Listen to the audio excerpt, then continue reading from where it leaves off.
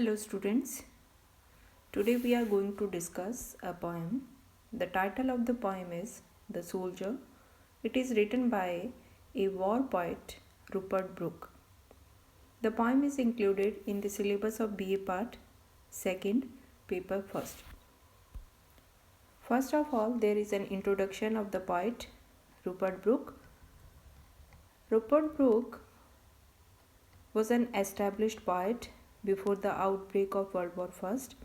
He had travelled, written, fallen in and out of love, joined great literary movements, and recovered from a mental collapse, all before the declaration of war, when he volunteered for the Royal Naval Division. He saw combat action in the fight in 1914 as he awaited a new deployment. He wrote the short set of 5 1914 war sonnets, which concluded with one that is called The Soldier, which we are going to discuss. Soon after, he was sent to Dardanelles, where he refused an offer to be moved away from the front line. An offer that was sent because his poetry was so well loved and good for recruiting. But he died on April 23, 1915, of blood poisoning from an insect bite that weakened a body that was already ravaged by dysentery. The introduction of the poem, The Soldier. The Soldier is a sonnet, and in the sonnet we know there are 14 lines.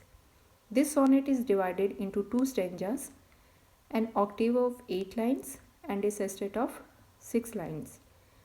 It is the last in a series of 5 sonnets composed shortly after the outbreak of World War I. The poems are linked by theme as well as form.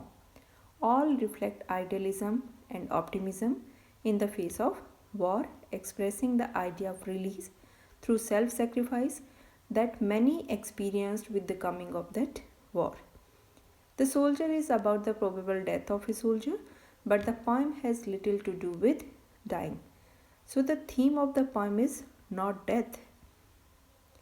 The poem is about the death of a soldier, but it is not concerned with dying. The main theme of the poem is patriotism. Before reading the text of the poem, we will discuss about war poetry and war poets. War poetry is usually defined as a poem written by a poet who participates in a war and writes about his experiences.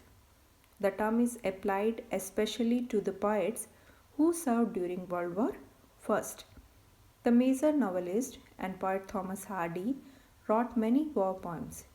His war poems had a profound influence on other war poets such as Rupert Brooke, Siegfried Sassoon, etc. Rupert Brooke participated in the war and felt deeply disillusioned. There are some features of war poetry.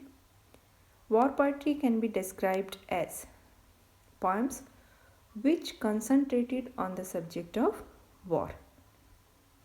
The poems which describe about war are known as war poems.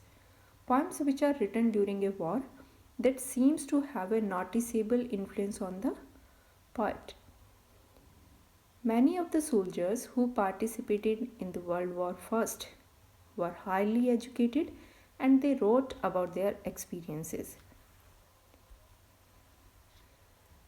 Languages and images of war poetry. The poem that is concerned with war is filled with vivid images of what a soldier sees. There is a metaphor of winter, snow, and ice. They are often used to represent death in war poems and they suggest the misery of battlefield. These metaphors strengthen the impact of death rather than soften it. And sleep is also used as an image of death in war poems. So this is all about war poems, war poets and about the poet Rupert Brooke. In the next lecture, we will discuss the text of the poem The Soldier.